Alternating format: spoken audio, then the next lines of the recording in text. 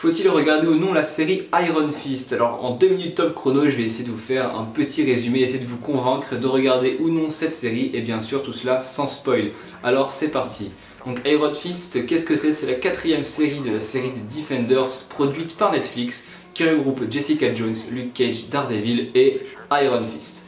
C'est une série adaptée d'un comics Marvel écrit par Jill Kane et Roy Thomas. Donc Jill Kane c'est celui qui a fait les dessins et Roy Thomas c'est le scénario.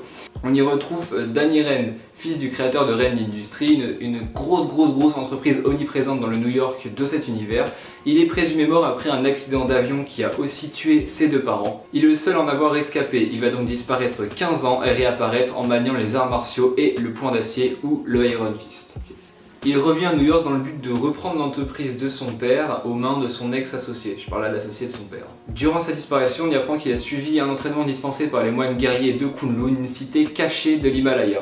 Et c'est là que l'univers mystique des Marvel rentre en jeu, car la cité est cachée dans le sens où elle est dans une autre dimension et elle apparaît dans la série une fois tous les 15 ans. Dans le comics, elle apparaît tous les 10 ans. Voici l'histoire grandement résumée. Par contre, en ce qui concerne le scénario et la trame principale de la série, cela rappelle étrangement un certain Oliver Queen, disparu 5 ans sur une île perdue et revenant, expert en combat et en maniement de l'arc. Il refait surface pour reprendre son entreprise aux mains de son ex-associé, donc vous l'aurez compris, dans ce scénar, c'est comme Green Arrow, mais version Marvel. Alors ici, pas de flèches ou d'arc, mais ce sont bien des arts martiaux, et mon dieu ce que c'est classe! Pour avoir pratiqué durant quelques années les arts martiaux, je peux vous dire que les chorégraphies et la mise en scène est vraiment excellente et géniale à voir. Les combats sont haletants et bien ficelés, alors si vous aimez les héros se battant à main nue contre des dizaines d'adversaires, n'hésitez pas à foncer sur la série.